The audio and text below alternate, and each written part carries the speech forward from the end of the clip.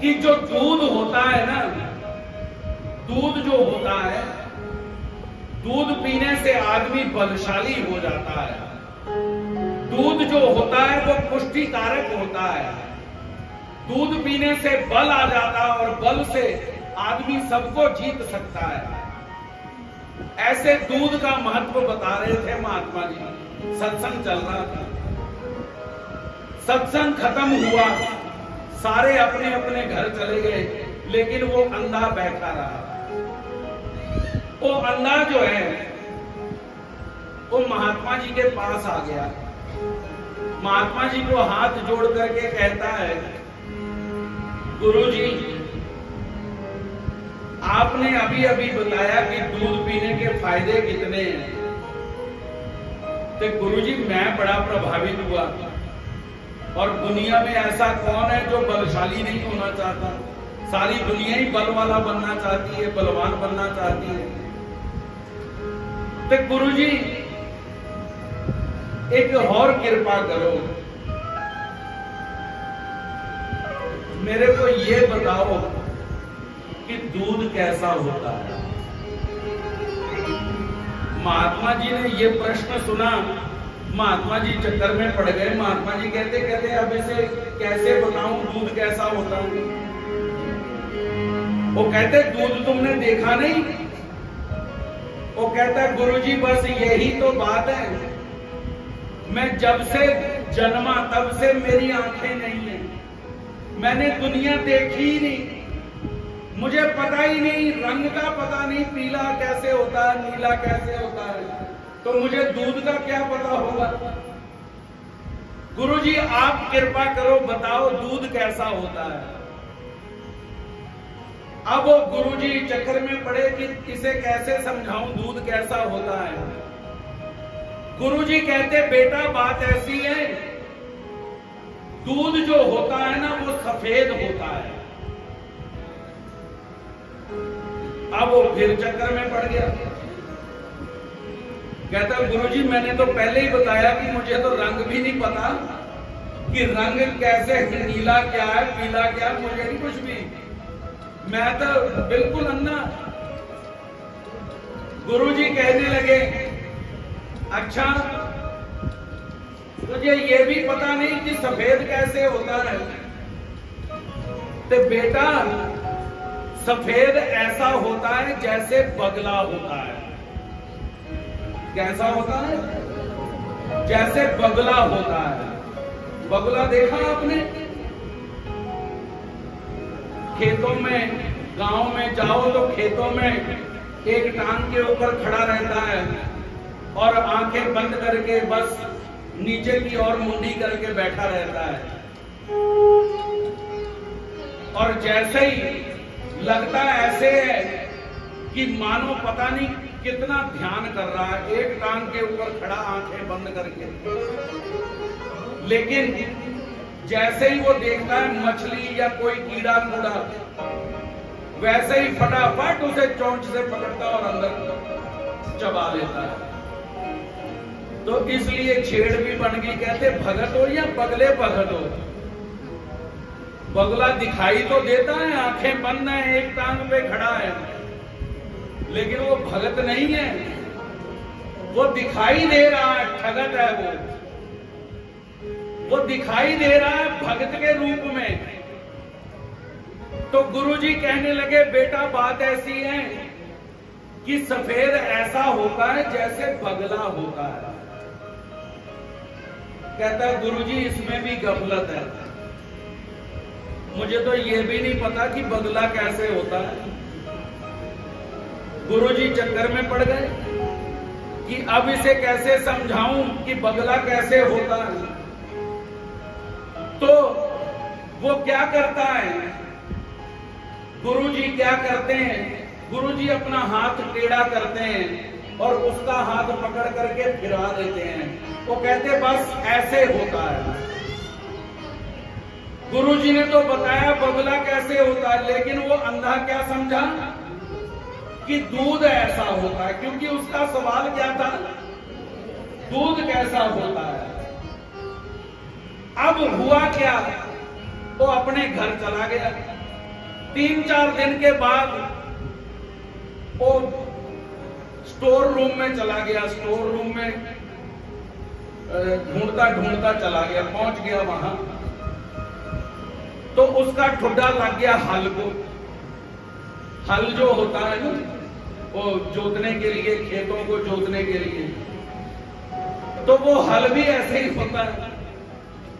जमाने में, पुराने जमाने में 2 तरह के हल होते थे। एक हल होता था जिसे बैल चलाते थे। बैल वाला जो हल होता है वो बड़ा होता है, जिसे आज हम देखते हैं ट्रॉली चलाती है।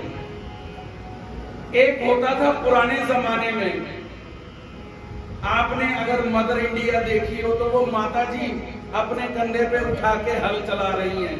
वो एक हल वो हुआ करता था जो आदमी चलाता था। तो वो बच्चे के हाथ में, वो अंधे के हाथ में वो हल आ गया। उसने हाथ फेर के देखा, क्योंकि देख तो सकता नहीं था। उसके हाथ में उसने ऐसे टो के देखा,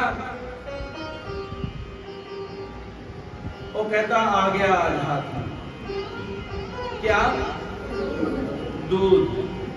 उसने वो हल पकड़ा और अपने मुंह में डाल लिया, जोर जोर से चबाने लगा। उसके दांत टूट गए, ये जो बोट जो है उनमें से खून निकलने लगा, और वो खून को ही पी रहा है। उसे खून ही मीठा, क्योंकि खून भी मीठा होता है, तो खून ही चूस रहा है और अपने मन में ये सोच रहा है कि मैं दूध पी रहा हूं। इतने में क्या हुआ कि घर का जो मेंबर है, एक आंखों वाला, उसने देखा, आया है एक ही करना गया। वो कहते भाई साहब क्या कर रहे हो? अरे पागलो, हल है ये तो, छोड़ इसको, नीचे फेंक दे। वो जो अंधा है वो अपने रिश्तेदार को क्या कहता है? कहता चुप कर जा, आज तक मुझे बताया नहीं कि दूध ऐसे पीना होता है? आज मेरे हाथ में लगा है, ये छोड़ने वाला मैं नहीं हूं, ये तो दूध पी रहा हूं। उसके बार बार कहने पर भी वो हल को नहीं छोड़ता। भगवान ये दृष्टांत बता करके भगवान हम सबकी परिस्थिति भी बतलाते हैं।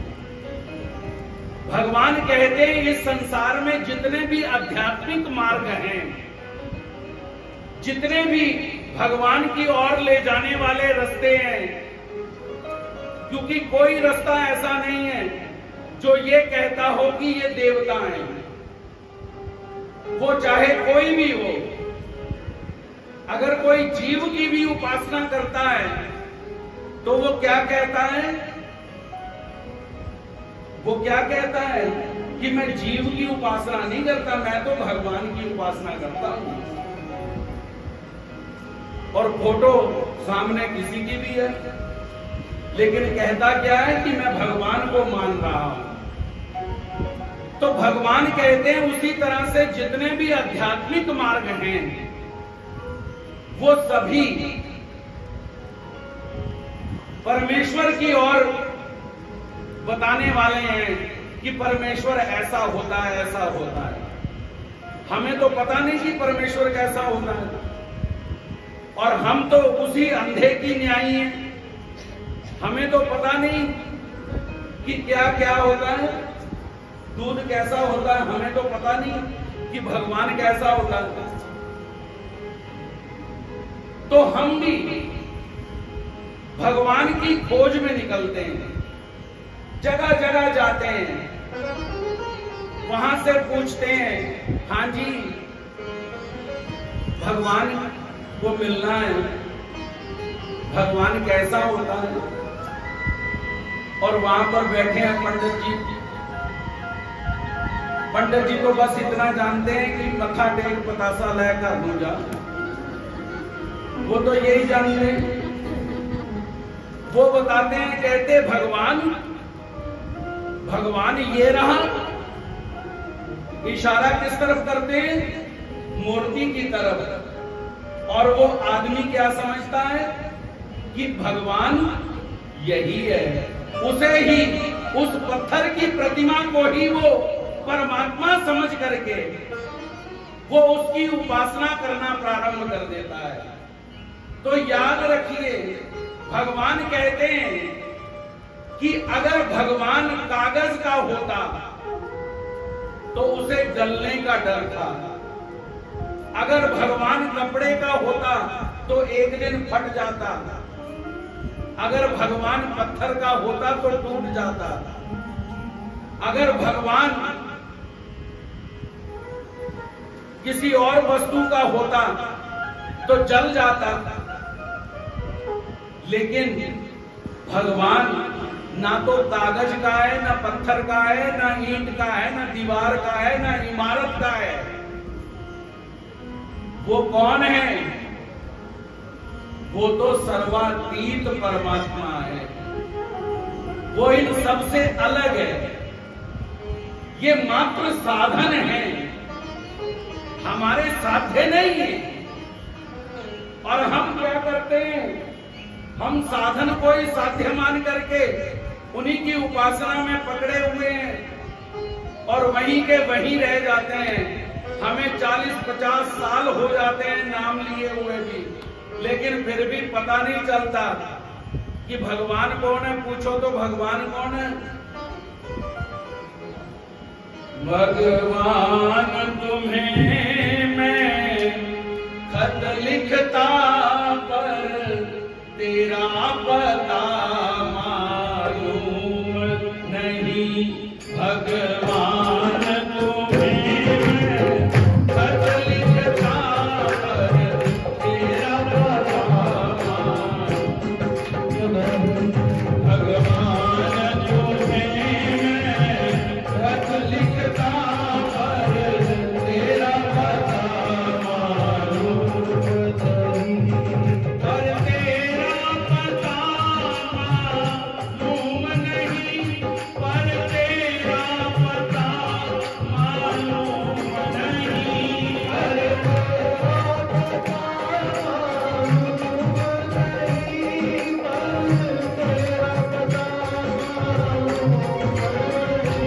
पर भगवान तुम्हें मैं खत लिखता पर तेरा पता मालूम नहीं। भगवान तुम्हें मैं खत लिखता पर तेरा पता मालूम नहीं। भगवान तुम्हें मैं खत लिखता पर तेरा पता मालूम नहीं। अपनी बात बताता हूं। मैं नया नया गया जी महात्मा बनने। कहां पहुंचा मैं? समत्सर पहुंचा। समत्सर पहुंचा, भजन गाने का शौक था। मैंने ये भजन, पूजा चल रही थी, पूजा में बोल दिया।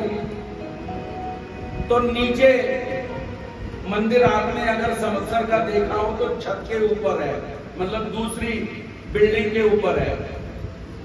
तो नीचे बाबा जी चढ़ नहीं सकते थे मंदिर के ऊपर, तो बाबा जी नीचे बैठ करके, तो वहां पर बैठ करके स्मरण किया करते थे। और हम सभी के, हम क्या बोल रहे हैं, क्या कर रहे हैं, वो नीचे बैठ के ही पूरा ध्यान रखते थे। अब मैंने ये भजन बोला, नीचे आए प्रसव उड़वाने के लिए। तो बाबा जी ने, वो महात्मा जो प्रसव मोड़ने के लिए नीचे आए ना, बाबा जी कहते आएंगे हिंदी भजन किसने बोला है? भगवान तुम्हें मैं खत लिखता तेरा पता मालूम नहीं। उन्होंने कहा, वो जो नया आया ना लड़का जलंधर से, उसने बोला। कहते बुलाओ उसको। मैं चला गया जी। मेरे को बाबा जी कहते इधर आओ। मैं गया, पता नहीं क्या हो गया, बाबा जी डायरेक्टर मुझे बुला रहे हैं। बाबा जी कहते कहते आपने ये भजन बोला? मैं गया हाँ जी। कहते आज के बाद नहीं बोलना। मैं कहा जी अच्छा जी। वो कहते देखो ये भजन जो है, ये भजन दूसरे लोग बोले, लेकिन जय कृष्ण ये भजन नहीं बोल सकता कि भगवान तुम्हें मैं खत लिखता तेरा पता मालूम नहीं, क्योंकि तुम्हें तो मालूम है कि भगवान कितने नंबर पर हैं। पता है कि नहीं? अन्य व्यावृत्ति आती है कि नहीं? भगवान कितने नंबर पर हैं?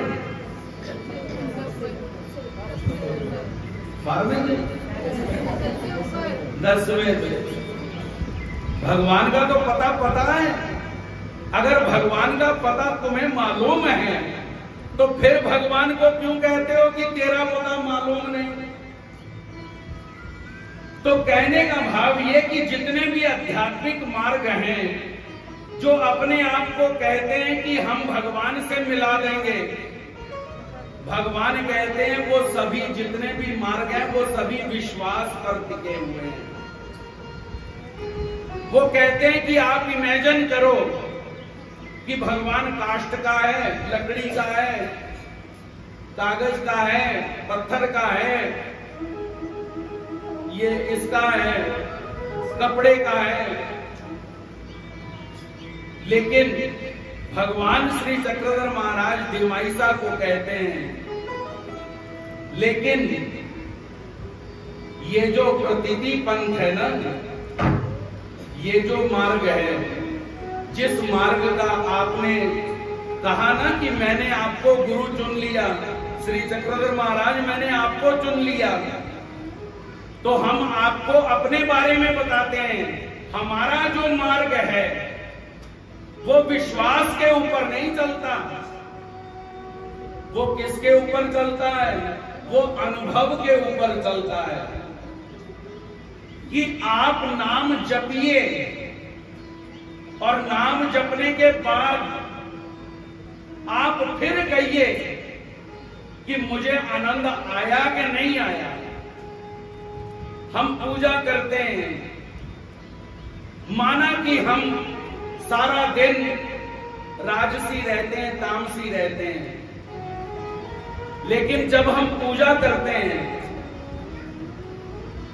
तो बताओ कितने लोग ऐसे हैं कि प्रत्येक उनको नमस्कार करते हुए उन्हें ऐसा प्रतीत होता है कि हम सत्वगुणी हो गए। उस समय भगवान ही याद आते हैं बस।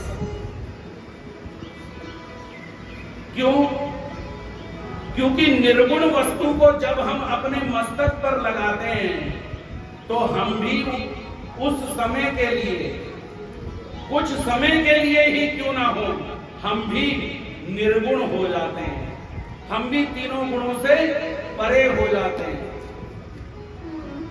इसलिए भगवान कहते हैं ये विश्वासु पंथ नहीं है, ये तो अनुभव का पंथ है। श्री केशराज व्यास जी ने जैसे ही आचार्य जी से ज्ञान सुना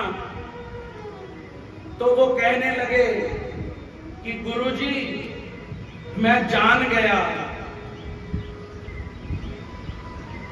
क्या जान गए?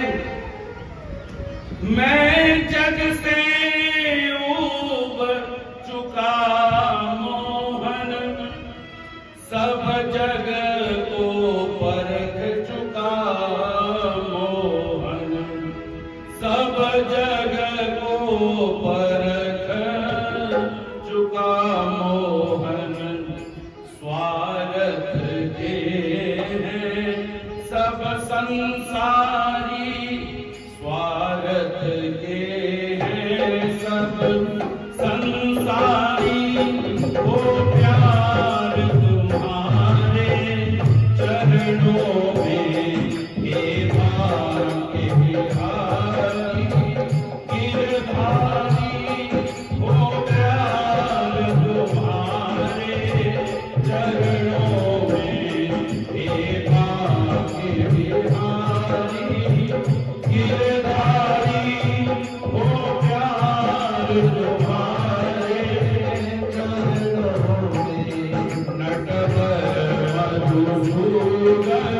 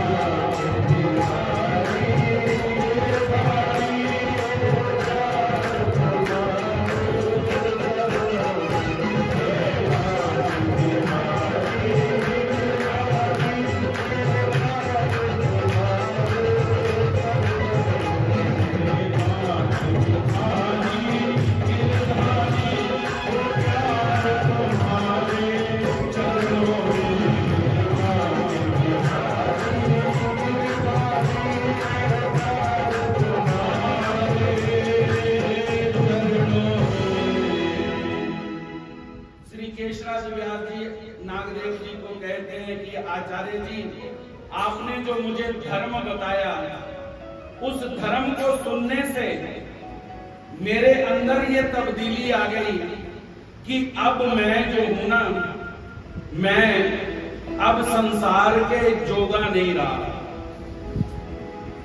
दो तरह से संसार हमको फेंकेगा। एक, या तो हम संसार को खुद छोड़ दें, तो छोड़ना पड़ेगा। बंदा कहे मैं मालक करता, मैं ताए खो जाना नहीं, पौर उडारी मारी थे, पल भी किसे अटकाना नहीं। जिन्ना लई कर दे सै ठगियां, किथे गए तेरे घर दे, पैर पसार पिया विच वेड़े, कड्डो कड्डो कर दे। संसार छोड़ना पड़ेगा। उसके दो तरीके हैं, या तो हम संसार को छोड़ दें या संसार हमें छोड़ दे। संसार हमें लात मार दे कि हम संसार को लात मार दें, दोनों दो तरीके हैं। दो ऑप्शन हम सबके पास हैं। तो मैं आपसे पूछता हूं कि सबसे बेस्ट ऑप्शन कौन सा है? कि संसार हमें लात मारे या हम संसार को लात मारे? सबसे बेस्ट ऑप्शन कौन सा है? हम संसार को लात मार दें। तो फिर चक्रधर जयंती आने वाली हुई है।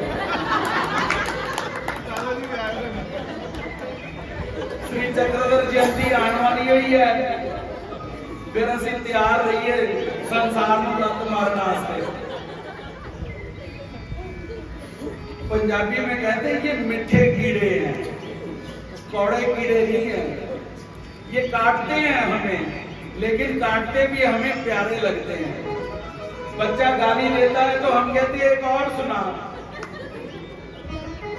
वही बड़ा होके जब देता है हम कहते हैं हाय हाय कैसा दिन सी जो तेरे जन्म देता है।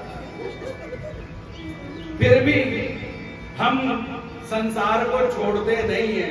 संसार हमें लात मार देता है, कहता है जाओ अब हमने तुम्हें छोड़ दिया। हम सभी जानते हैं शमशान जाने के बाद, संस्कार करने के बाद जब निकलना पड़ता है, बाहर आकर के पंडित जी तृण देते हैं, तृण घास। वो घास पकड़ाते हैं सबको, कुछ मंत्र बोलते हैं, पता नहीं कौन, ओम क्लीम क्लीम जो भी बोलते हैं, और उसके बाद बोलते हैं तोड़ दो तिनका। वो बोले तोड़ दिया, इससे क्या हुआ? बोले जिसका आप संस्कार करके आए हैं ना, आज के बाद उसका संबंध खत्म। आज के बाद उसका कोई संबंध नहीं आपसे रहा। और अगर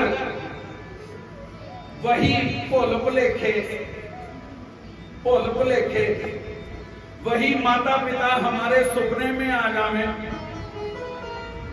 जो गए हैं, तो हम झट से पंडित जी के पास जाते हैं। मैनू मरे लोग बड़े सामने आते हैं, पता नहीं की गल। और अगर वो मृत आदमी जो मर गया हमारा रिश्तेदार, अगर वो कहे चल भैना तेन मैं नाल लैन आया, तो फिर हम कितने उपाय करते हैं। आया है मैं नहीं जाना। तो ये बहिर्मुखी है। वो कहते हैं कि आचार्य जी मैं संसार के जोगा नहीं रहा, क्योंकि आपका ज्ञान सुन लिया, अब मैं आपके पास ही रहूंगा। आचार्य जी ने कहा ठीक है। तो वो सन्यासी हो गए, उन्होंने भिक्षा ले ली। अब पता चला उनके रिश्तेदारों को, तो रिश्तेदार जो है ना बंदा मर जावे लेकिन संन्यास ना लवे। मर जावे तो तिनका तोड़ के आ जाएंगे, लेकिन जो संन्यास ले लवे टुटा भजा भी क्यों ना होवे मेरे रंगा तावी कहने नहीं नहीं मंदिर नहीं रहना। अब रिश्तेदारों को पता चला, रिश्तेदार लेने के लिए आ गए, कहते चलो जी तुम यहाँ महात्मा बने बैठे हो, हमारी बेटी तुम्हारे नाम का सिंदूर लगा करके बैठी है, चलो। बड़े बड़े पंडितों को लेकर के आए, कहा कि विद्वान है भाई, विद्वान को विद्वान ही हरा सकता है। तो पंडितों ने अपने शास्त्रों के माध्यम से समझाना चाहा। केशराज व्यास जी ने सभी शास्त्रों का खंडन कर दिया। वो विद्वानों के हाथ खड़े हो गए, विद्वानों ने हाथ जोड़ दिए, कहते भैया हमारे बस का नहीं है इन्हें वापस ले जाना। क्यों? क्योंकि इन्होंने सच्ची किताब पढ़ ली, जयश्री चक्रधरा पढ़ ली इन्होंने। अब ये सच्ची किताब पढ़ ली, अब ये हमारे तो आने से रहे। हाँ, एक उपाय है, एक उपाय है। आदमी की सबसे ज्यादा अटैचमेंट जो होती है वो किससे होती है? ना तो दोस्त से होती है, ना रिश्तेदारों से होती है। सबसे ज्यादा अटैचमेंट जो होती है वो आदमी की अपनी पत्नी के साथ होती है। वो कहते हैं इसको जो हरा सकती है, बस अब इनकी पत्नी इनको हरा सकती है। अगर वो ले जाए वापस तो ले जाए, हम नहीं ले जा सकते। लाया गया, पत्नी को जबरदस्ती उठा करके ले गए अपने घर, पत्नी के पास रखा, रूम में बंद कर दिया। लेकिन श्री केशराज व्यास जी जो हैं, उन्होंने तो भैया सच्ची किताब पढ़ ली। वो जो भगवान का हो गया वो फिर किसे जोगा नहीं रहा। अब वो रात को पत्नी अगर पलंग पर सोती है तो वो नीचे सोते हैं, अगर वो नीचे आती है तो वो ऊपर चले जाते हैं। इस तरह से रात बीतती है और सुबह जाते हैं, एकांत में जाकर के सुबह से लेकर शाम तक हमारे साधनदाता भगवान श्री चक्रधर महाराज की जो लीलाएं हैं, उन लीलाओं को वो लिखते हैं। किसमें? संस्कृत में। और जब लिखी, थोड़े दिन बीते, महीना बीत गया, तो महीना बीतने के बाद पत्नी ने पंचायत बुलाई, रिश्तेदार बुलाए, और रिश्तेदार पंचायत बुला करके पत्नी ने श्री केशराज व्यास जी के आगे हाथ जोड़ दिए और सभी पंचायत और रिश्तेदारों को कह दिया कि भैया आज के बाद इनके धर्म में अड़चन पैदा नहीं करना। क्यों? क्योंकि ये सच में महात्मा बन गए हैं। अब इनके साथ रहने में मेरे को भी पाप लगता है। और श्री केशराज व्यास जी वैसे ही निकले और आचार्य जी के पास आ गए। आचार्य जी के पास पहुंचे और आचार्य जी को कहते हैं, आचार्य जी, और उधर आचार्य जी को वरदान है कि वो तो त्रिकालदर्शी हैं, भूत भविष्य वर्तमान सब जानेंगे। ऐसा आचार्य जी को हमारे भगवान ने वरदान दिया हुआ है। तो आचार्य जी उधर आश्रम में क्या कहते हैं, सभी अपने चेलों के बीच में आचार्य जी खुशी से उठ खड़े हुए और आचार्य जी कहते हैं, एक सुखदेव वो था जो व्यास पुत्र था, जिसके बारे में लोग कहते हैं कि वो ब्रह्मचारी है, लेकिन वो जब राजा जनक के पास आ गया तो उसका भी अष्ट भोग जो होते हैं उनको जो न भोगे वो ब्रह्मचारी, लेकिन उनको भी भोग भोगना पड़ा, वहां पर रहना पड़ा महल में। लेकिन सच में अगर कोई सुखदेव देखना चाहता है तो आज दोपहर तक हमारा सुखदेव भी आ रहा है। श्री केशराज व्यास जी आए और श्री केशराज व्यास जी आचार्य जी को कहते हैं कि आचार्य जी अब आप खुद सोचिए कितना धर्म संकट होगा, कैसी परिस्थिति होगी कि घर वाले जबरदस्ती ले जाएं, मन ना भी हो तो भी ले जाएं, और फिर भी आपके मन में कोई किसी तरह की शिकन ना हो। ऐसा हो सकता है? वो कौन कर सकता है? वो भगवान का भक्ति तो कर सकता है। तो आचार्य जी को कहते हैं, आचार्य जी मैं ऐसी विकट परिस्थितियों में अगर जीत पाया तो मेरे पास एक ही सहारा था, और वो सहारा था मेरे भगवान की लीलाएं। उन लीलाओं को मैं याद करता और उन्हें मैं संस्कृतबद्ध करता गया। और ये आचार्य जी ये ग्रंथ मैंने तैयार किया है, ये आपके आगे रखता हूं, और उस ग्रंथ का नाम है मूर्ति प्रकाश। भगवान की जितनी भी श्री अंग हैं उन सभी अंगों की महिमा वहां पर बतलाई है। मूर्ति प्रकाश नामक ग्रंथ लिखा श्री केशराज व्यास जी ने। तो कहने का भाव ये कि आगे चल करके ये ग्रंथ जो है, आगे मुगल शासक आए। अब मुगल शासक जो थे उन्होंने अपने धर्म का प्रचार करना था, तो वो क्या करते थे, वो ब्राह्मणों को, पंडितों को खरीद लेते थे और उनसे उनके ग्रंथों में मिलावट करवा देते थे, जिससे कि वो ग्रंथ मलिन हो जाता और कंफ्यूज हो जाते लोग।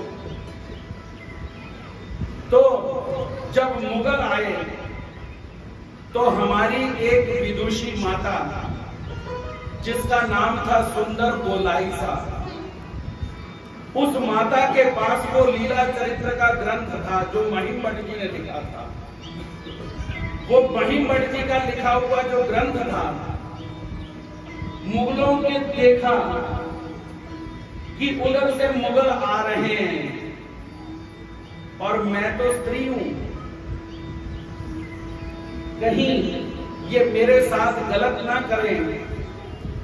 तो उस सुंदर गोलाइसा ने अपने धर्म को बचाने के लिए क्या किया, उस माता ने वो जो ग्रंथ था वो ग्रंथ को अपनी छाती से लगा करके कुएं में छलांग लगा दी और वो ग्रंथ उस कुएं में गिर गया। अब वो मार्ग जो था, अब महिमभट्ट जी भी नहीं है, लिखने वाला भी नहीं है। महिमभट्ट जी सारा मार्ग फिर चिंतित हुआ कि भगवान की लीलाएं कैसे हों, कैसे पता चले लोगों तक, आगे तक ये शास्त्र पहुंचे। तो एक माता जी थी जिनका नाम था हिराइसा। वो इतनी तीक्ष्ण बुद्धि थी, इतनी उनकी बुद्धि तेज थी कि एक बार सुनने से ही उनको सारी बात याद हो जाती थी, दोबारा बतानी नहीं पड़ती थी।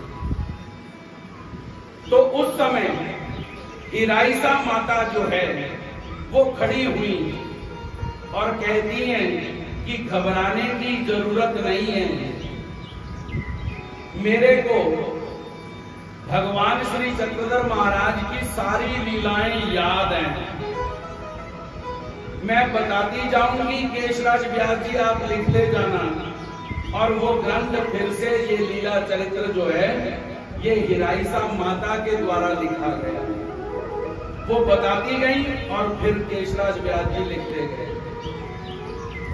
तो इसका जो प्रारंभ होता है वो प्रारंभ होता है कि अवतार धारण करने की लीला। अवतार धारण किया हमारे श्री चक्रधर महाराज ने। तो श्री चक्रधर महाराज जो अवतार हैं, भगवान ने ब्रह्म विद्या शास्त्र में बतलाया कि 3 तरह से भगवान अवतार धारण करते हैं। 3 तरह से भगवान अवतार धारण करते हैं। पहला, जैसे दुनिया जन्म लेती है भगवान भी वैसे ही जन्म लेते हैं, उसे गर्भावतार कहा जाता है। दूसरा प्रकार है कि 7 महीने का गर्भ हो गया, तो 7वें महीने में क्या होता है, वो माया जो है, वो माया माता के गर्भ में जीव का संपादकत्व करती है। जीव जो है वो 7वें महीने में गर्भ में आता है। 6 महीने तक वैसे ही शरीर के अंग रहते हैं। 7वें महीने से उसमें चेतनता आती है। तो उस समय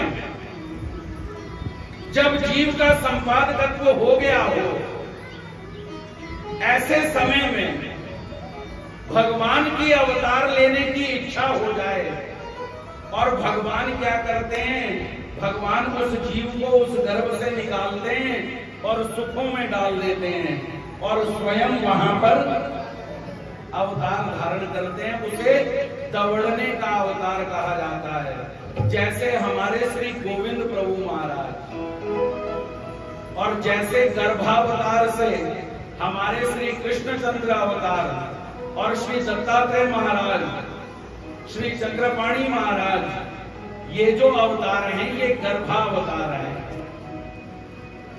और तीसरा प्रकार है कि मरा हुआ शरीर है, ऐसे शरीर का संस्कार ना किया गया हो तब तक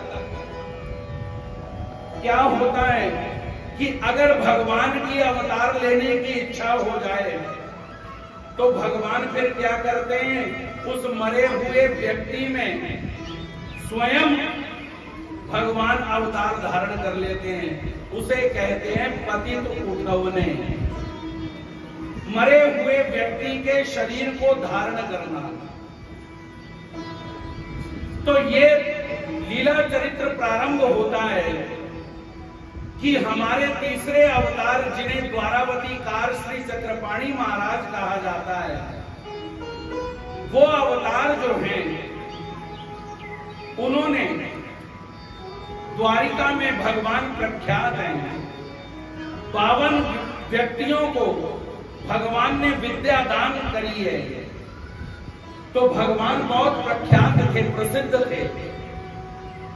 एक बार क्या हुआ कि एक कामाख्या नाम की माता, जो हठ योगिनी थी, वो हठ योगिनी कर्नाटक से आई, और कर्नाटक से आकर के द्वारिका में जब पहुंची तो उसने पूछा कि हाँ भाई, यहाँ कोई सिद्ध साधक है?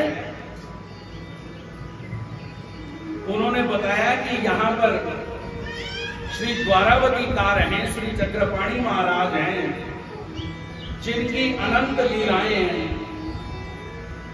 उनमें से कुछ लीलाएं बताई कि एक बार का प्रसंग है कि एक दंपति द्वारिका से एक बार मेला गया, वाराणसी, काशी के दर्शन करने के लिए लोग इकट्ठा होकर के तीर्थ करने गए।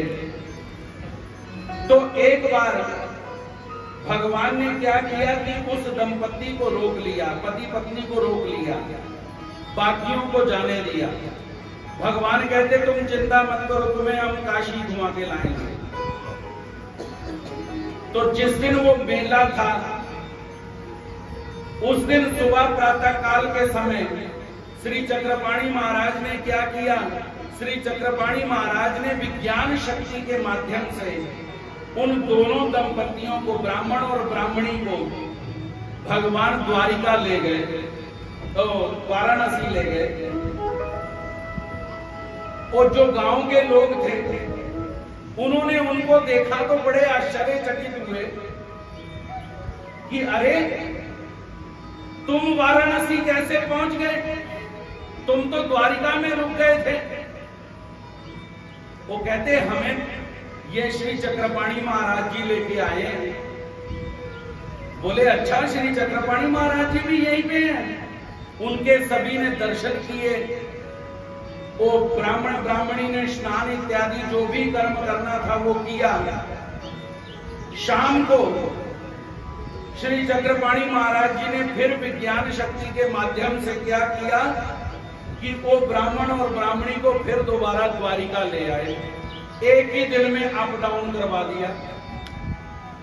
अब पुराने जमाने में जहाज तो थे नहीं, अगर जहाज भी होते तो एक दिन में आना जाना नहीं हो सकता, कुछ घंटों में आना जाना नहीं हो सकता।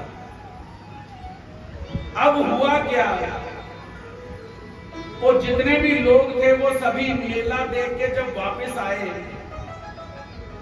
तो एक दूसरे से बात करते हैं। कहते देखो ए ब्राह्मण ब्राह्मणी, अरे तुम वापस कब आए? वो कहते हम तो उसी दिन आ गए शाम को, भगवान हमें लेके गए सवेरे, शाम को हम वापस। कहते अच्छा। सबको बड़ा आश्चर्य हुआ। और वो जो गांव के और जो बचे हुए लोग थे उनसे पूछा कि श्री चक्रपाणि महाराज तो काशी गए थे, यहाँ पे कौन था? वो कहते हैं हमें भगवान कब काशी गए, भगवान तो द्वारिका में ही थे। काशी वाले कहते हैं कि नहीं, भगवान तो काशी में थे। द्वारिका वाले कहते हैं कि द्वारिका में थे। वो दोनों अचंभित हो गए, आश्चर्यचकित हो गए और आखिर में हाथ जोड़ते हैं, कहते भगवान की लीला भगवान ही जाने।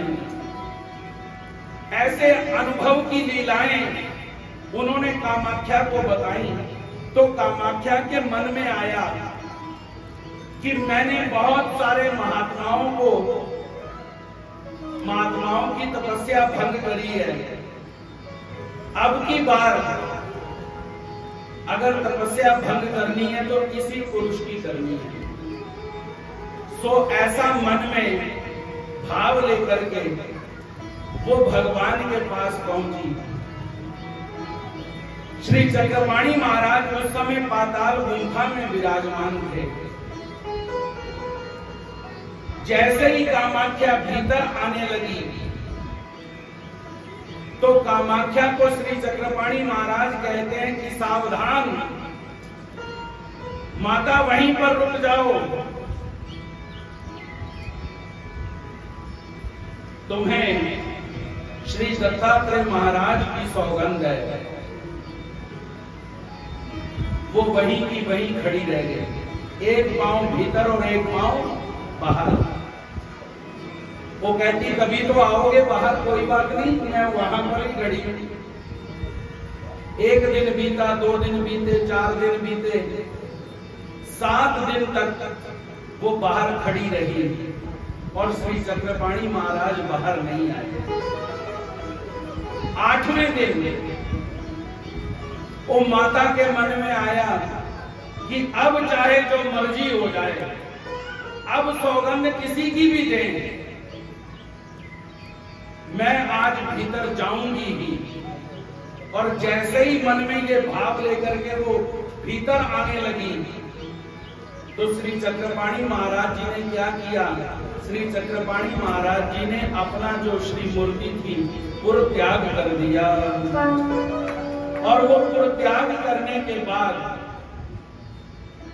भगवान ने सोचा कि थोड़ी देर के बाद योग शक्ति के माध्यम से हम फिर दोबारा इसी में प्रवेश कर जाएंगे। लेकिन हुआ क्या, कामाख्या ने हाहाकार मचा दिया। कामाख्या कहती है कि अरे ये पुरुष तो मेरे से भी ज्यादा हठी हैं। मैंने बहुत सारे तपस्वियों की तपस्या भंग करी, लेकिन मैं इनकी तपस्या भंग नहीं कर पाई। ये साक्षात ईश्वर पुरुष थे। ऐसा उसने हाहाकार मचा दिया और पुजारी जो थे, मंदिरों के पुजारी, वो इकट्ठा हो गए, लोग इकट्ठा हो गए और उन लोगों ने क्या कर दिया, जल्दी जल्दी में श्री चक्रपाणी महाराज जी का जो देह था उसका संस्कार कर दिया। लेकिन भगवान को अभी जीवों का उद्धार करने की इच्छा थी, इसलिए परमेश्वर की फिर से दोबारा अवतार लेने की इच्छा हो गई। और उधर क्या हुआ, गुजरात में एक शहर था जिसका नाम है भड़ोज। वहां के राजा हैं और उन राजा के प्रधान जो हैं, मंत्री, उनका नाम है विशाल देव। राजा को कोई संतान नहीं थी,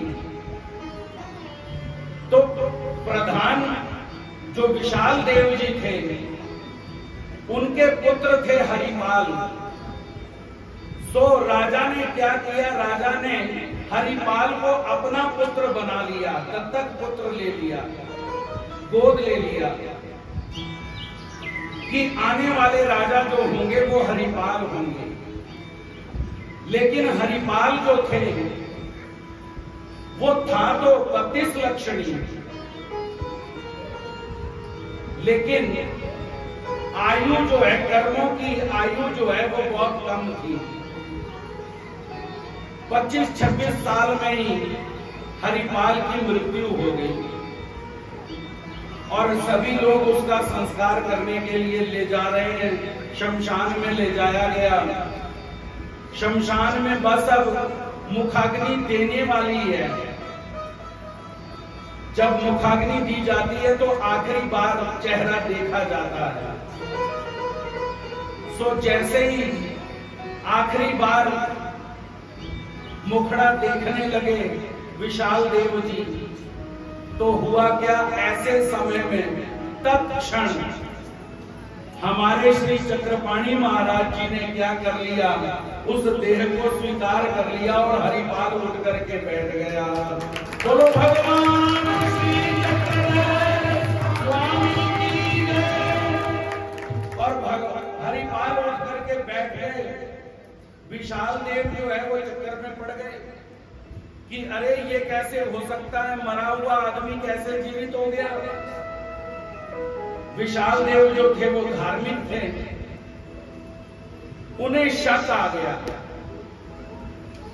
कि मैंने शास्त्रों में पढ़ा है जो अष्टांग योग है, उस योग में महात्मा क्या करते हैं, महात्मा जब अपना शरीर बूढ़ा हो जाता है ना उनका, तो महात्मा क्या करते हैं, अपनी योग शक्ति से अपनी जीवात्मा को अपने शरीर में से निकाल देते हैं और फिर क्या करते हैं, साहूकार के शरीर में या राजा के शरीर में प्रवेश कर जाते हैं। कुछ दिन वहां पे भोग भोगते हैं और फिर भोग भोगने के बाद 8, 9, 10 महीना, 4 साल, 5 साल, जब तक उनका भोग भोगने की इच्छा हो तब तक वो भोग भोगते हैं और फिर दोबारा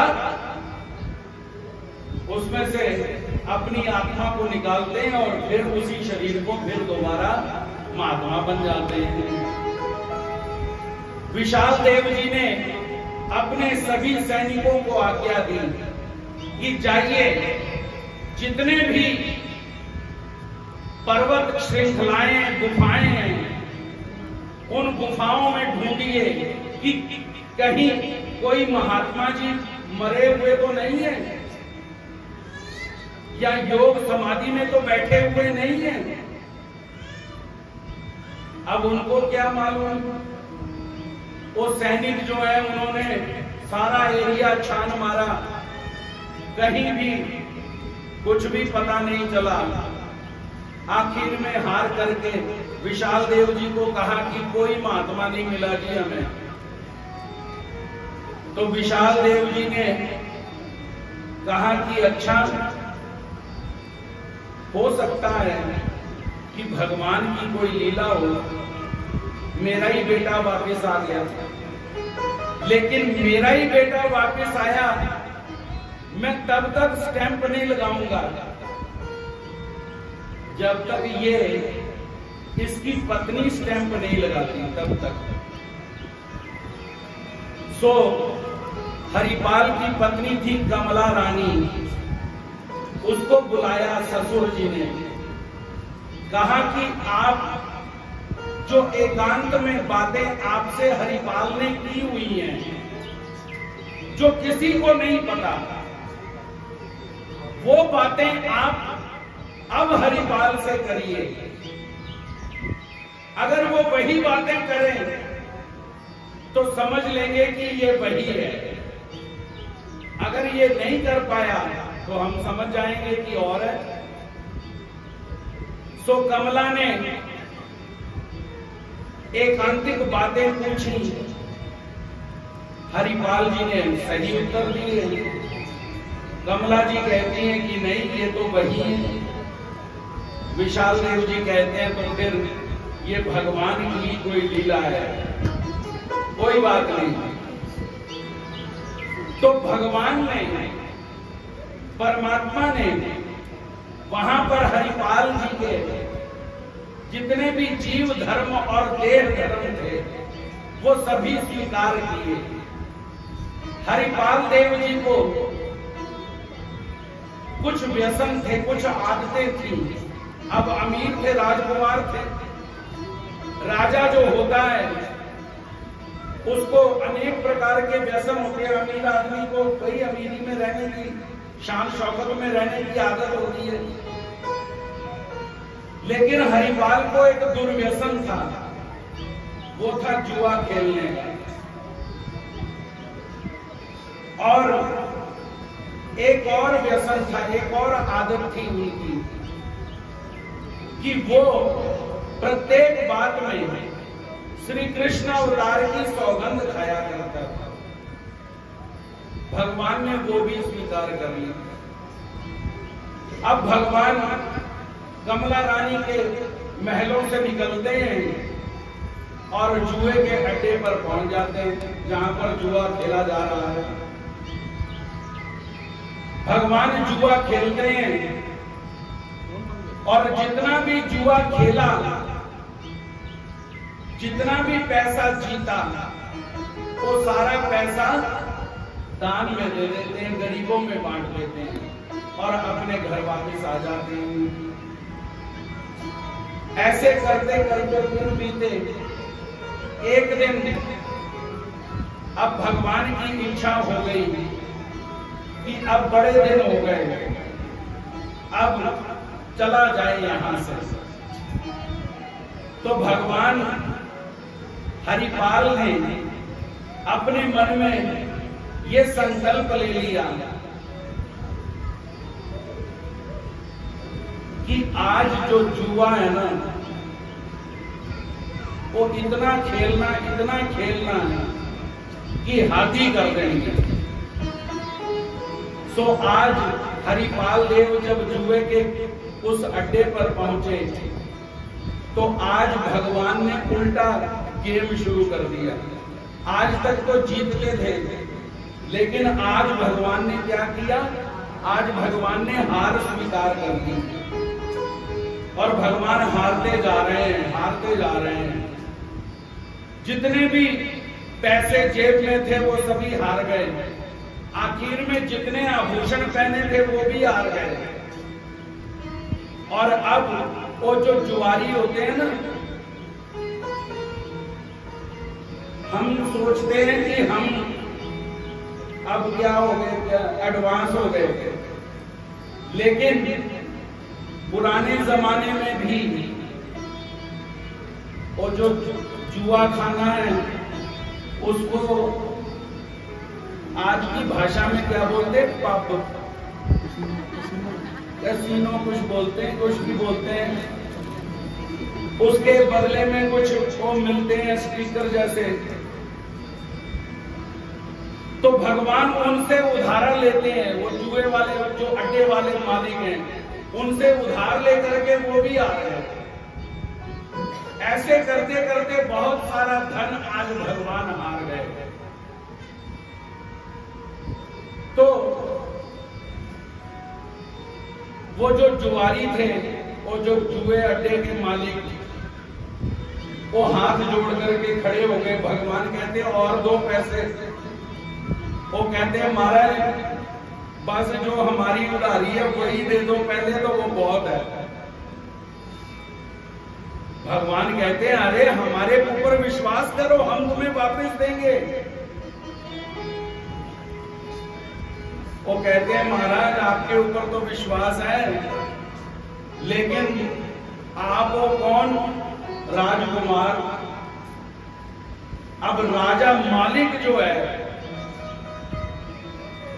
वो मालिक के हाथ में है पैसे देने हैं कि नहीं देने। हम तो गरीब आदमी हैं। अगर आप महलों में चले गए तो आप अगर मुकर गए तो हमारी तो सुनवाई भी नहीं होगी, क्योंकि सुनवाई तो राजा ने ही करनी है। महाराज पहले पैसे वापस करो, फिर हम जाने देंगे। भगवान कहते हैं अरे हमें श्री कृष्ण अवतार की सौगंध लगे, जब तक तुम्हारे पैसे नहीं वापस करते तब तक हम नहाएंगे नहीं, खाएंगे नहीं। हमें घर को जाने दो। घर गए अपनी पत्नी के यहां, पत्नी को कहा अरे भाग्यवान, हम जुए में पैसे हार गए, लाओ अपने अलंकार दे दो, हमको उधारी दे दें।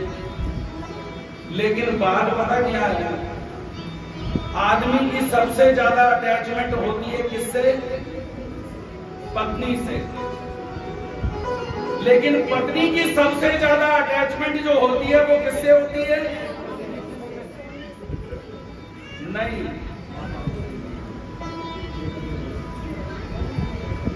झूठ बोलते हो, सच बोलो। जो पत्नी है उसकी अटैचमेंट होती है अपने पेके घर से। है बात सच्ची? जो पेके से चीजें आई हो उससे और पेके घर से बहुत ज्यादा अटैचमेंट होती है। अब वो पत्नी कहने लगी कि भैया बात ऐसे है, ये जो आभूषण है ना, ये मेरे पिताजी ने मुझे दिए हैं, ये नहीं मैं तुम्हें देने वाली। तुम्हारा क्या है, तुम तो खेलते रहते हो जुआ। और ये पिताजी के दिए हुए आभूषण अगर चले जाएंगे, नए अगर बनवा भी दो, लेकिन ये तो मेरे बाबुल की निशानी है, ये नहीं मैं दूंगी।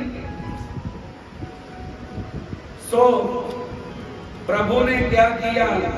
प्रभु ने उदास से स्वीकार कर लिया। भगवान उदास हो गए।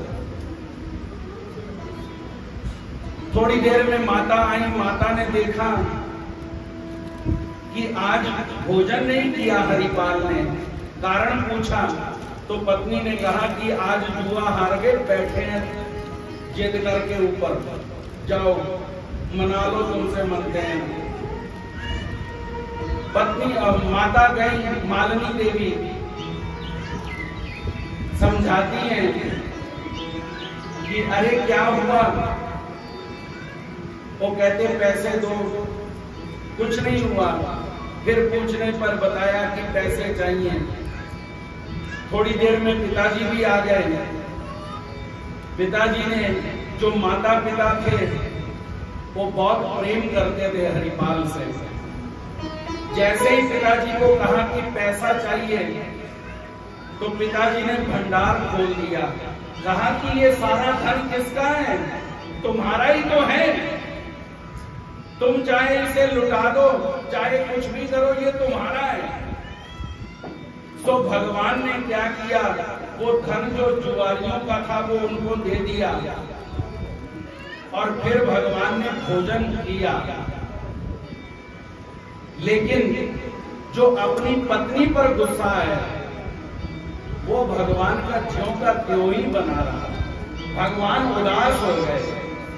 जब आदमी उदास हो जाता वो कहते हैं ना, कहते प्यार चाहे जो मर्जी कर डालो मेरे में, लेकिन जरा पिंगी जी अच करके जरा मेरे को करवा के देखो, फिर नहीं कुछ भी करती मैं। प्यार से जान भी ले लो, लेकिन टेढ़ी उंगली करके अगर करा तो मैं तुम्हारे को टेढ़ा कर दूंगी। तो भगवान उदास हो गए। थोड़े ही दिनों में भगवान ने एक एक पदार्थ छोड़ना शुरू कर दिया। पहले नहाना छोड़ दिया, फिर खाना छोड़ दिया। जब पूछा तो भगवान जिद करने लगे। भगवान कहते हैं हमें जाना है कहां? हमें जाना है रामटेक, वहां पे मेला लगा है, वो मेला देखने जाना है। मां तो मां है, मां कहती है अपने पति को, पिताजी को कि इसे जाने दो। अगर जिद कर बैठा है, भोजन ही नहीं कर रहा, पिताजी कहते हैं कि इसकी ये जिद नहीं पूरी की जा सकती, क्योंकि महाराष्ट्र और गुजरात का जो क्षेत्र है, राज्य है, वो अलग अलग है। राजा जो है वो अलग अलग है, उनका आपस में झगड़ा है। अगर पता चला राजकुमार है ये, तो कहीं युद्ध ना हो जाए। लेकिन माता कहती है चलो कोई बात नहीं, इसको साधारण बना के भेज देते हैं, साहूकार बना के भेज देते हैं, लेकिन इसे जाने दो, इसके मन की इच्छा पूरी हो जाए। और भगवान विशाल देव जी फिर 9 लोगों को साथ में भेजते हैं और हरिपाल जी को भेज दिया और उन 9 लोगों को कहा कि तुम्हारी जिम्मेवारी है भगवान को सही सलामत वहां पे ले जाना और सही सलामत वापस लेकर के आना, तुम्हारी जिम्मेदारी। अब वो जो 9 सैनिक हैं वो पूरा ख्याल रखते हैं। भगवान क्या करने लगे, भगवान एक एक दिन एक एक सैनिक को वापस भेजते हैं। कहते हैं कि जाओ वहां पर हमारे पिताजी को कहो कि हम सकुशल हैं। ऐसे करते करते भगवान महाराष्ट्र पहुंचे और जगह आई देउलवाड़ा। कौन सी? देउलवाड़ा। वहां तक केवल 2 ही सैनिक बचे और वहां पर हरिपाल देव जी ने क्या किया, अपने शरीर के ऊपर जितने भी वस्त्र थे, जो महंगे वस्त्र, वो सभी उतार दिए, जो आभूषण थे वो भी उतार दिए। और उन 2 सैनिकों को ऐसी नींद आई कि उन्हें पता ही नहीं चला। भगवान ने एक वस्त्र अपनी कमर पर और एक वस्त्र अपने सर पर लपेटा और भगवान वहां से निकल गए। इस तरफ सबसे पहले जीवन में क्या चाहिए? ज्ञान चाहिए। इसके लिए भगवान को भी जब अवतार धारण करके आते हैं ना, तो सबसे पहले भगवान तब तक भगवान नहीं माने जाते, वो बोले जब तक वो ज्ञान शक्ति स्वीकार नहीं करते। तो भगवान एक अवतार दूसरे अवतार से ज्ञान शक्ति स्वीकार करता है, ये परंपरा है। ये परंपरा भगवान स्वयं भी स्वीकार कर सकते हैं, लेकिन हमारे बीच में गुरु और शिष्य परंपरा बनी रहे, इसका वहन भी परमात्मा स्वीकार करते हैं। सो भगवान निकल पड़े कहां? परमेश्वरपुर की ओर। और इधर सैनिक जब दूसरी सुबह उठे तो उन्होंने देखा कि हरिपाल नहीं है। उनको तो यही पता था कि कहां जा रहे थे हम, रामटेक। तो वो रामटेक जाकर के भगवान को ढूंढने लगे। भगवान नहीं मिले। वहां पर मिले कैसे? भगवान तो पहुंच गए कहां? रिद्धपुर। और रिद्धपुर जब पहुंचे तो श्री गोविंद प्रभु महाराज वहां पर चने और शक्करपारे खा रहे हैं। सामने से भगवान को आता देखा और श्री गोविंद प्रभु महाराज ने हर्ष स्वीकार कर लिया। भगवान कहते हैं अरे आ गए। और भगवान ने वो जो डोना हाथ में था, वो डोना भगवान की तरफ फेंका और हमारे महाराज ने दोनों हाथ जोड़ करके वो डोना जो है वो प्रसाद में प्रसाद समझ करके स्वीकार किया। और वहां पर दोनों अवतारों के नेत्र और नेत्र मिले और वहां पर हमारे श्री गोविंद प्रभु महाराज से हरिपाल देव जी ने शक्ति स्वीकार करी। और वहां पर से ही भगवान हरिपाल से क्या हो गए? श्री चक्रधर हो गए। श्री चक्रधर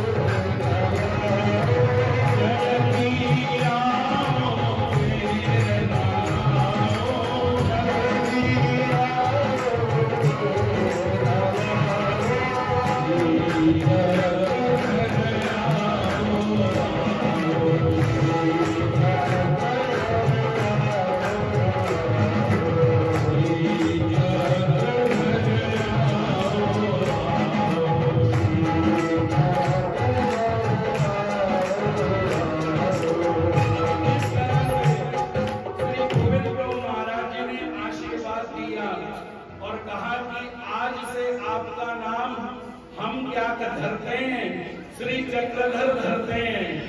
और आज से आप ज्ञान शक्ति और प्रेम शक्ति देने के लिए, जीवों का उद्धार करने के लिए आप जीवों का उद्धार करिए, ऐसा श्री गोविंद प्रभु महाराज जी ने आशीर्वाद दिया। और याद रखिए, जब ज्ञान होता है तब आदमी को क्या हो जाता है? तब आदमी को क्या होता है? महिम भट्ट जी को ज्ञान हुआ। महिम भट्ट जी गए बाहर शौच के लिए, और शौच के लिए जब गए तो हाथ धोने के लिए मिट्टी का ढेला लिया। वो मिट्टी का ढेला जैसे लिया, पानी लगाया, वो मिट्टी का ढेला खुर गया। बस ऐसे समय में ही महिम भट्ट जी को ज्ञान हो गया। महिम भट्ट जी कहते हैं, अरे पगले, ये जिंदगी भी तो एक ढेले की तरह ही है। जब तक पानी नहीं लगा तब तक वो मिट्टी का ढेला था। जैसे ही पानी लगा वो मिट्टी खुर गई। अरे पगले, ये जीवन भी तो ऐसा ही है। जब तक मौत नहीं आई तब तक आदमी खड़ा है, जब मौत आ गई तो खुर जाना। ये हाड़ मांस की जो देही है, ये जब तक तब तक चल रही है जब तक जीवन है। जब चेतनता खत्म हो गई तो मर जाएगा। अरे भगवान बोल रहे हैं संन्यास लेना चाहिए, संन्यास के बिना मुक्ति नहीं मिलने वाली। महिम भट्ट जी कहते हैं चलो कोई गल नहीं, 1 साल तक 1 साल में घर छोड़ दूंगा। दूसरे मन ने कहा, अरे साल तो बहुत दूर है, अगर मौत 6 महीने में ही आ गई तो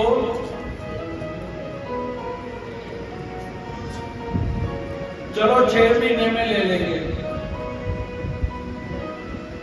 दूसरे मन ने कहा, अरे 6 महीने भी दूर है, अगर 2 महीने में मौत आ गई फिर? महिम भट्ट जी कहते चलो 2 महीने ही सही, मेरा चक्कर बड़ा लंबा चौड़ा, रिश्तेदारों को समझाना है, पैसे पूसे भी बैंक से निकलवाने हैं, परिवार बड़ा है उनको समझाना है, पैसे समेटने हैं, सब कुछ समेट समाटना, देर तो लगेगी, चलो 2 महीने में सही। दूसरे मन ने कहा, अरे पगले 2 महीने कहां, यहां तो 1 दिन का पता नहीं है। वो कहते चलो 1 दिन नहीं सही, आज का ही टाइम है, 1 दिन में सब कुछ समेटा समेटी कर दूंगा और फिर संन्यास ले लूंगा। दूसरे मन ने कहा, अरे पागल 1 दिन, यहां तो 1 मिनट का पता नहीं है, 1 सेकंड का पता नहीं है। सच में आजकल जितनी मौतें हो रही हैं, हम सुनते हैं, वो बैठे थे 2 मिनट में झटका आया, खत्म। अरे 1 मिनट में 1 सेकंड में आदमी खत्म हो जाता तो फिर ये सृष्टि बेकार चली जाएगी। तो मन ने कहा लो फिर अभी, कब कब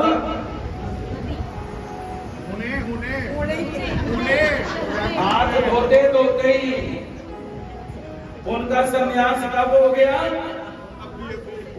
हाथ धोते धोते ही। चाबियां और जो तिजोरी की थी और रास्ते में ही पकड़ा दी है, रिश्तेदारों को पकड़ा देना हमारे घर में, मैं जा रहा हूं, धोती अपनी दे दे जरा, मेरी धोती तू ले ला। उसके पुराने फटे हुए कपड़े ले लिए और अपने जो रेशमी वस्त्र थे वो उसको दे दिए और निकल पड़े। भिक्षा मांगी, अब वही धोती की उन्होंने झोली करी। और धोती बेचारा वो किसान था, उसको पसीने पसूने आए इसके। वो पसीने से क्या होता है, कपड़ा जो है वो सफेद हो जाता है। अब वो पसीने की वो और रोटी को भी लग गई। पात्र तो लिए ही, झोली थी, तो झोली में जैसे ही नदी के तट पर पहुंचे, भगवान को भोग लगाया और रोटी खाने लगे, तो पसीने की बो आ गई। कहते बड़े मुश्किल है भैया महात्मा बनना। कोई गल नहीं, अगर ये सृष्टि भी चली गई तो कोई गल नहीं, अगली बारी ले लवांगे, कोई नहीं, हुण चल देगा। दूसरे मन ने कहा कि अगर आज नहीं तो फिर कभी नहीं। मन ने तसल्ली दी, कोई बात नहीं बेटा, आज भूखा रहना, आज जैसी बदबू आ रही है वैसी कल नहीं आएगी। ऐसे करते करते दूसरे दिन भी कुछ खाया नहीं गया, वो कपड़े की बो आ गई। तीसरे दिन एक गराई अंदर गई। तीसरे दिन केवल एक ग्रास अंदर गया, और जैसे ही एक ग्रास खा पाए, अपनी पीठ अपने आप थपथपाई। कहते शाबाश माई मट, आज एक गराई खाई है, कल पूरी रोटी भी खाएगा, चल आगे। ऐसे करते करते कहां पहुंच गए? परमेश्वर श्री गोविंद प्रभु महाराज के पास। और तब तक सारी वो जो गोवा बांडियां सी ना, वो सारियां खत्म हो गई हैं। आदमी को लगता जरूर है कि बड़ा मुश्किल है, लेकिन जो भगवान के भरोसे चल पड़ा। अरे एक भगवान दृष्टांत देते हैं एक लड़की का। आपको माताएं, आपको तो सब कुछ मालूम है। भगवान कहते एक लड़की, पिता गांठ बांध देता है जिसके साथ, और संकल्प छोड़ देता है, कन्यादान कर देता है। भगवान कहते वो बेटी अपने बाबुल की, अपने पिता की वो बात याद रखती है कि मेरे पिता ने कन्यादान कर चुका है, अब पति जैसा भी है, बुरा है चाहे अच्छा है, अब मिल गया, मेरे भाग्य से जो था मुझे मिल गया। वो सारी जिंदगी बिता देती है, इसलिए कि मेरे पिता ने मेरा संकल्प दे दिया।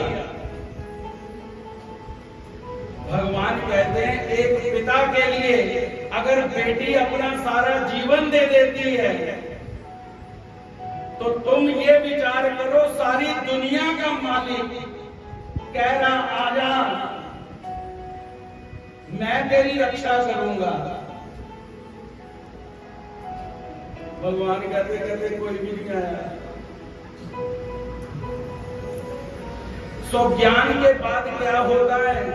ज्ञान के बाद आदमी को वैराग आ जाता है। सो श्री चक्रधर महाराज जी ने भी क्या किया?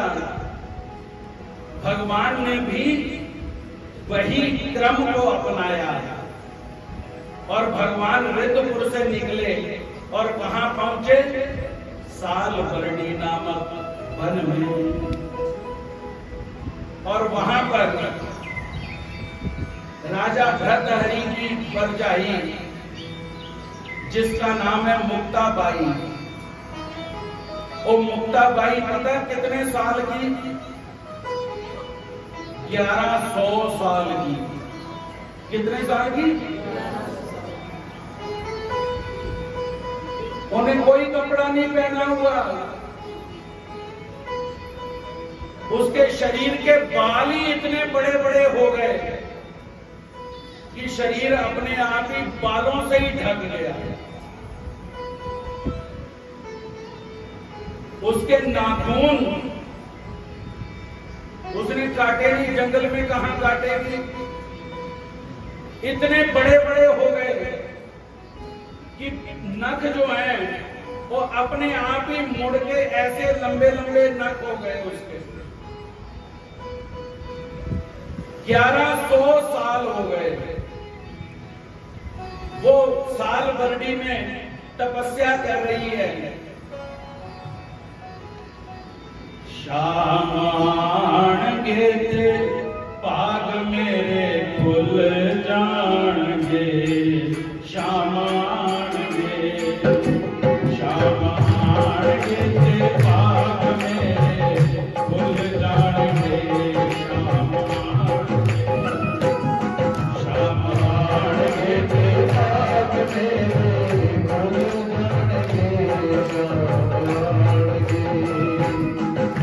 खुल जाणगे।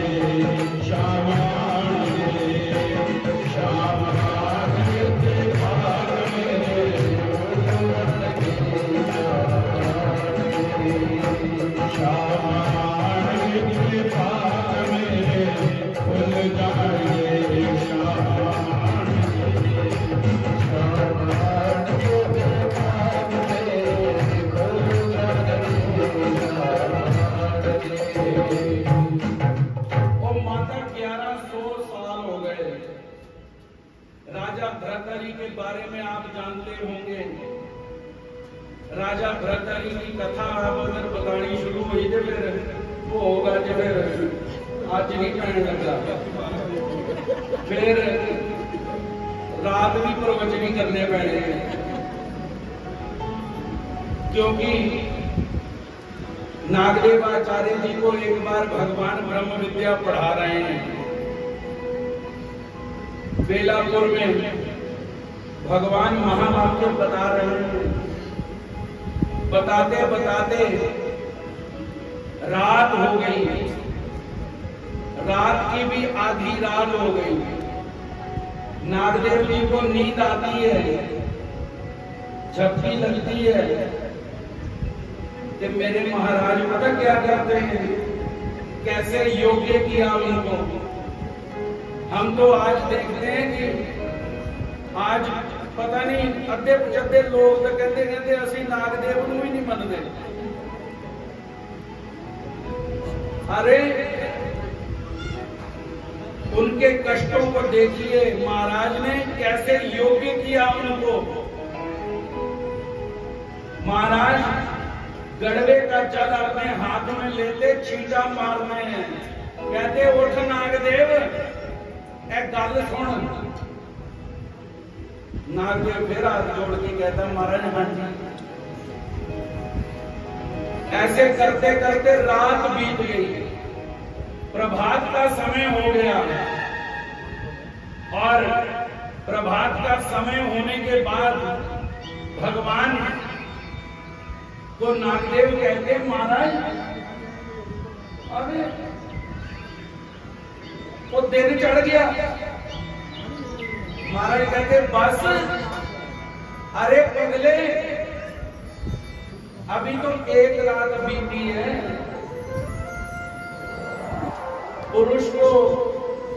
पुरुष के दर्शन करने के लिए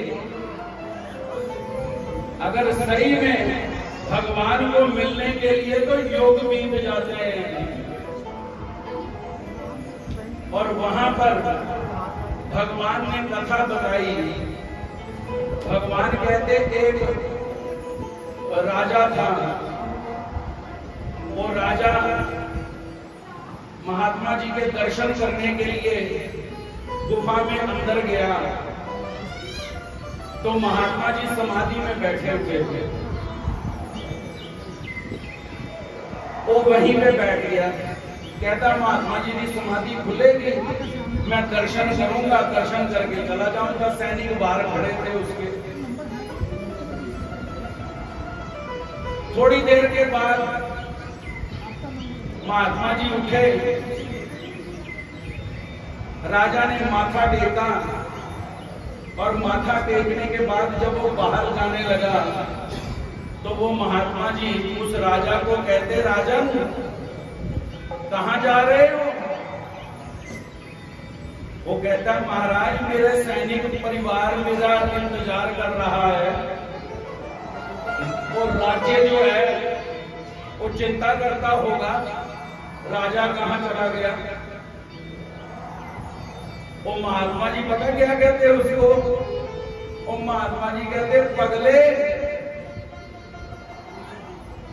जिस युग का तो राजा है ना, दिन नहीं साल नहीं, पगले वो योगी चला गया जेड़े युग का तो राजा था। वो कहता, अच्छा युग बीत गया। भगवान कहते हैं, अरे पुरुष को मिलने के लिए युग बीत जाते हैं, तुम्हारे लिए रात ही बड़ी हो गई। भगवान छींटा मारकर उठ, अभी और सुन, अभी और सुन।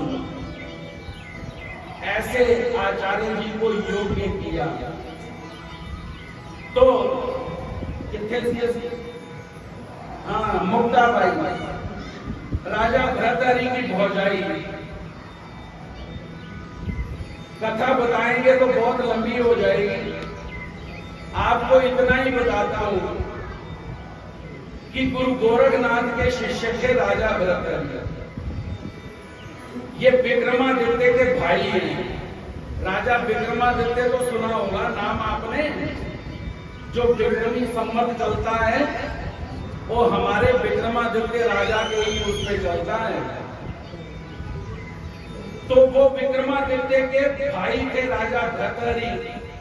और राजा भरतहरि विक्रमादित्य की पत्नी है मुक्ताबाई। तो जब वो गुरु गोरखनाथ के यहाँ महात्मा बन गए राजा भरतहरि, तो गुरु गोरखनाथ कहने लगे कि आज मैं तुम्हारी परीक्षा लूंगा, तब तुम्हें अपना चेला बनाऊंगा, नहीं तो चेला नहीं बनाना। कहता, गुरुजी बताओ क्या परीक्षा लेंगे? कहते, आज तक किसी ने ऐसी परीक्षा ली नहीं होगी कि जिस घर में तुमने राज किया है उसी घर में आज तुम्हें भिक्षा मांगनी होगी। उस घर से भिक्षा लाओगे तो तुम्हारे को चेला, नहीं तो आओ और भाग जाओ। तुम्हारे जैसे चेले बहुत हैं हमारे।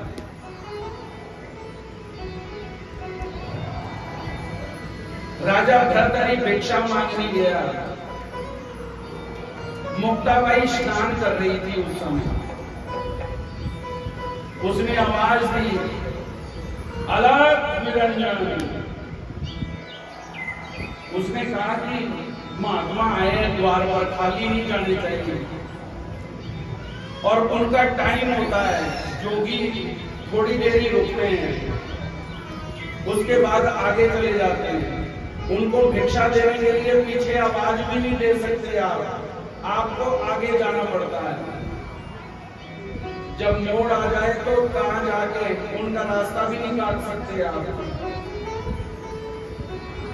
अब मुक्ताबाई जी नहा रही थी, स्नान कर रही थी,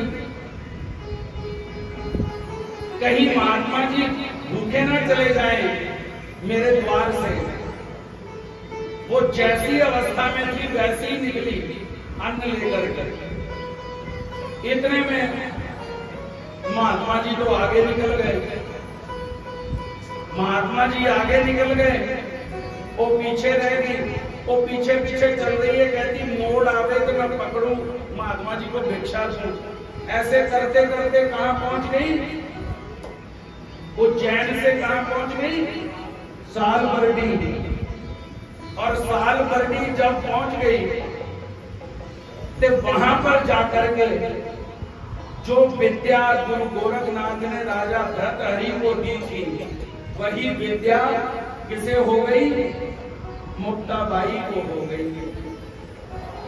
और उसे इंतजार है किसका? परमात्मा का। इसलिए हमारे साधनदाता भगवान श्री चक्रधर महाराज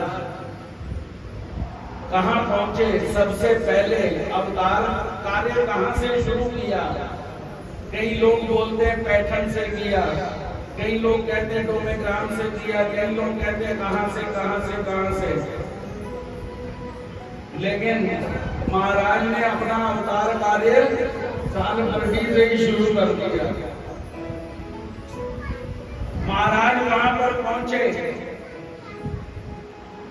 एक वृक्ष के नीचे बैठे हैं मौन्य देव। भगवान ने मौन्य स्वीकार किया। 12 वर्ष तक भगवान मौन्य रहे। एक दिन मुक्ताबाई जंगल में घूमती घूमती वहां पहुंच गई जहां पर भगवान बैठे हैं। भगवान की श्री मूर्ति को देखा और श्री मूर्ति को देख करके व्यथित हो गई। जान गई कि ये कोई और नहीं, ये साक्षात ईश्वर अवतार है। इनका भजन मुझे घड़ना चाहिए। सो मुक्ताबाई भगवान के श्री चरणों को स्पर्श करती है, नमस्कार करती है और भगवान को प्रार्थना करती है कि महाराज मैं यहीं पे रहती हूं, इसी वन में। तो महाराज जो मैं कंदमूल खाती हूं ना, जो वनस्पतियां हैं, वो कंदमूल आप भी स्वीकार करें, ऐसी मेरी प्रार्थना है। भगवान कहते तथा अस्तु, स्वीकार करते हैं। और जिसका भगवान स्वीकार करते हैं निर्हेतुक भाव से, उसे फिर क्या देते हैं? उसे प्रेम देते हैं। ऐसे 12 वर्ष तक मुक्ताबाई के कंदमूल भगवान ने स्वीकार किए। 1 दिन नहीं, 2 दिन नहीं, 12 वर्ष तक। और 12 वर्ष बीतने के बाद एक घटना घटी कि शिकारी शिकार खेल रहे हैं। 2 गुटों में शर्त लग गई। एक खरगोश छोड़ा उन्होंने, कहा कि जिसका ये कुत्ते जिसको पकड़ लेंगे वो गुट जीत जाएगा। अब हुआ क्या? खरगोश को छोड़ा, दोनों गुटों के कुत्ते भागे। खरगोश आगे आगे, कुत्ते पीछे पीछे, और कुत्तों के पीछे पीछे कुत्तों के मालिक। वो खरगोश भागता भागता भगवान की गोद में आकर के बैठ गया। भगवान की गोद में आकर के बैठ के ना, अपना जो मोह है भगवान से, लोग नहीं, आदमी इंसान नहीं, पशु तक भी आकर्षित हो गए। भगवान इतने सुंदर थे, इतने सुंदर हैं। वो खरगोश ने अपना मुंह जो है ना, वो पीछे की ओर मोड़ के भगवान की श्री मूर्ति को निहार रहा है और मानो भगवान को कह रहा है, महाराज मैं आपके पास आ गया। और उस समय सबसे पहले भगवान के श्रीमुख से जो सूत्र निकला, वो सूत्र था कि जो हमारी शरण में आ गया फिर उसे डरने की जरूरत नहीं है। आगा एक शरण आ गया आई, मरण से तुम्हारा मरण नहीं हो सकता। इतने में कुत्ते भी पहुंच गए, कुत्तों के साथ कुत्तों के मालिक भी पहुंच गए। उन्होंने देखा भगवान की गोदी में बैठा है खरगोश। शिकारी कहते हैं, महाराज छोड़ो जी, एक खरगोश को जाने दो, ये हमारी शर्त का खरगोश है। भगवान कहते हैं, ये बताओ कि ये तुम्हारी शर्त का खरगोश तो है, लेकिन एक जंगल का प्राणी है, घास फूस खाता, पानी पीता है नदी का, तुम्हारा क्या बिगाड़ता है? तुम्हारा क्या बिगाड़ा इसने जो तुम इसे मारने के लिए तत्पर हो गए? अरे पगलो, ऐसे मत करो, इसे जीव हिंसा मत करो।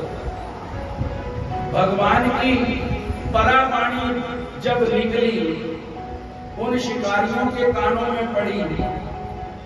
वो शिकारी जिनका स्वभाव था मारने का,